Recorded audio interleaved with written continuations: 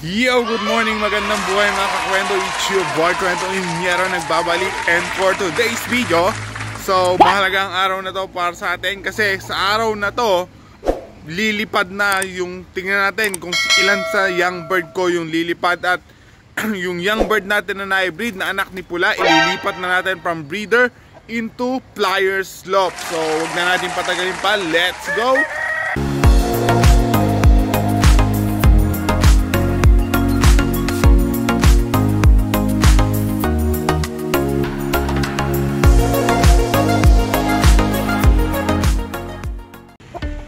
So ayun, gaya nga ng sabi ko mga kakwento, buksan na natin ang ating flyer slope at ready na yan, may lilipad na yan. Ilang kaya ang lilipad mga kakwento? Ayan, nagkumahog. Sumaki na yarn. So labas. Okay, dalawa. Si Loco yun Si Loco po mga kakwento, gawa nung siya na aksidente hirap pa din lumipad So actually mas mainam pa kung hindi siya sasabay sa mga young bird na lumipad. Kasi nag-aaya siya bumaba kagad. So tingnan natin kung ilang roronda. Tingnan ko lang muna lumabas yung mga ibon mga kakwento. A few moments later. So ayan mga kakwento, nakalabas na silang lahat. So pamaya-maya tingnan natin kung sino ang roronda sa kanila. Kasi mukhang tumitintiin si Loca sa taas. So baka lumipad dito.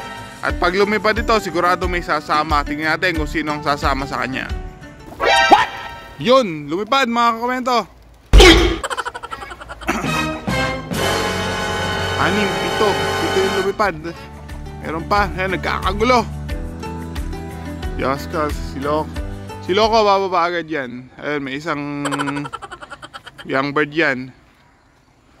Ito sa'yo, may isang young bird doon, nagdapo. So bababa agad yan.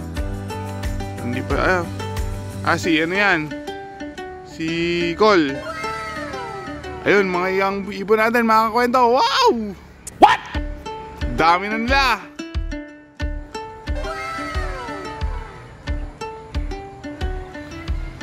Tingnan natin gaano katagal lilipad, mga kakwento.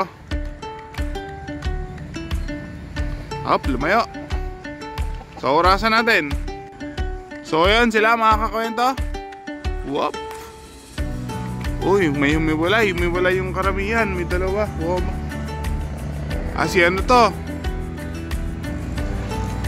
Sino kaya itong dalawa na to?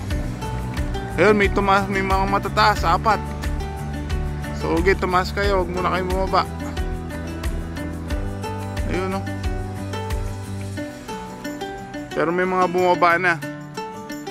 2, 4, 6, 6 po yung matataas mga kakwento. Tapos may 2 mababa. Ay, bumaba na kayo 2 mababa. Hinihila nyo pa pababa yung Yun, 3, 4. Pati si Batman mga kakwento lumilipad. Gandang ibon pag nasa taas. Kitang-kita mo siya, may tatak yung white feather. So ayan mga kakwento, after 5 minutes meron nang bumaba. At ang may kasalanan, ayan si Loco. So lesson learned. So siguro hanggang di talaga fully magaling si Loco, ihiwalay ko muna siya pag magpaparouting ako.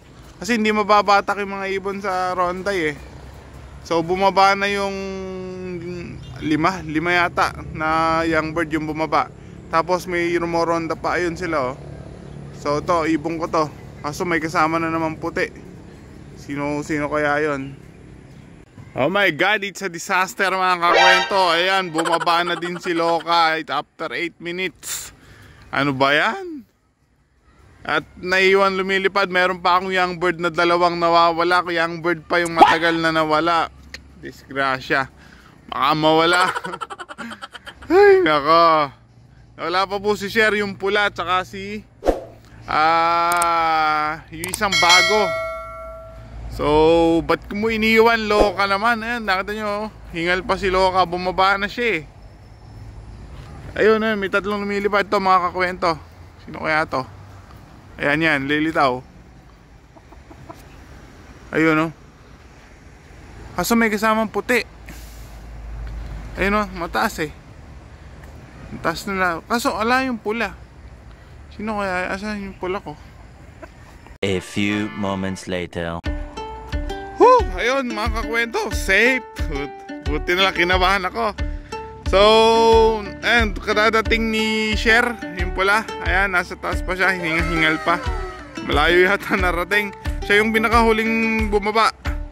Tapos mga 2 minutes bago yun, dumating yung dalawang nawawala pang ibon. So, kompleto na sila.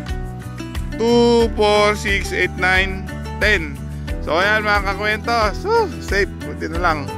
Kala ko mawawalan tayo ng young bird kasi iniwan ng matanda.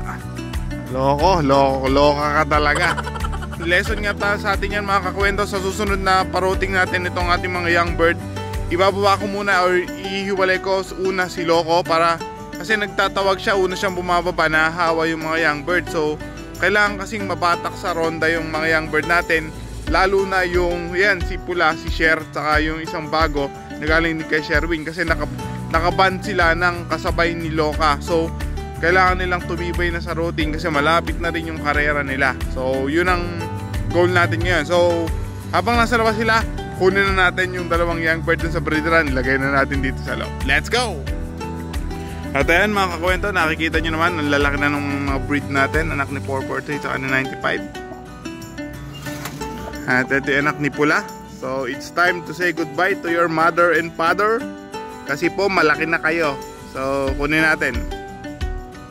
So ayan mga kakwento, ang pinakaunang breed natin dito sa loft ko simula nung nagbalik ako. So ito yung magkapatid na Pula. So nakita nyo naman, parehas po silang puta. Mas dark yung isa. Ito namang mas maliit yung isa is mas siya, light yung kulay niya.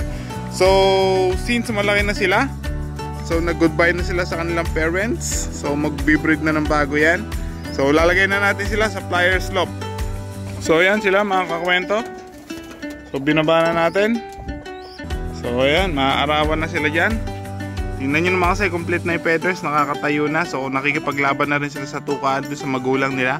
So dito na sila makapaglaban ng tukaan. So dito po si Loka, pumasok na. So we welcome niya yung ating dalawang young bird. So galingan nyo dyan ha. Since nailagay na nga natin itong anak ng ating breed, si Pula, ay may naisip na ako agad na pangalan sa kanila. So since ito ay mas sunog, so papangalanan ko siyang Nognog. At ito namang medyo maputi ang leeg, papangalanan ko yung si Tisay. So even though parehas sila kasing Pula, kailangan may distinction. So yung magkapatid yan. So ito si Nognog, ito si Tisay. So yan yung bago nating additional dito sa my Flyers Loft. So baba ka na doon, tatanggalin ko na yan. So galingan nyo yan. One eternity later. So habang nilalagay ko mga kakwento yung mga ibon natin, yung mga bagong young bird natin, lumipad yung mga bata. Ayan o. Ayun sila. So merong dalawang naiwan, pero lumipad po as grupo. So si Loco is pumasok sa loft, so mainam. So ayan, inulit nila. Ayan o, pati si Batman lumilipad na mga kakwento. Kailangan mabatak na yung mga young bird natin eh. Ayan sila oh.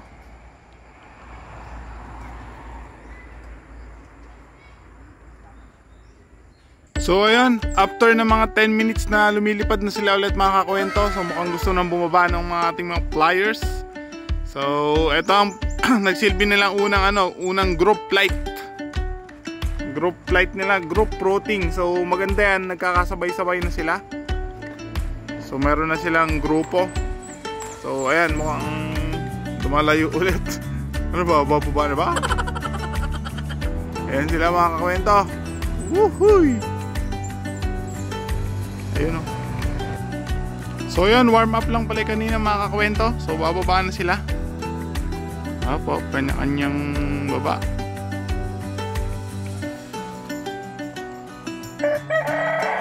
Baba na, baba na. Okay, dalawa. 5, dalawa pa. 7 yan eh. So nawala, ayun, isa. Isa pa. Ayun mga kakwento, so success ang ating group. First group flight ng ating mga young birds. At success din ay transfer na natin yung una nating breed dito sa ating Flyers Loft. So dito ko muna tatapusin itong video natin. So Please like, comment, and subscribe. Nabubulol pa. So, maraming salamat po sa mga nanonood and see you sa next vlog. Sana hanggang pagdating ng karera, nanonood kayo sa akin. And pa-subscribe po, malaking bagay yan sa growing channel ko mga kakwento. So, yun muna. Maraming salamat. See you sa next vlog. Bye!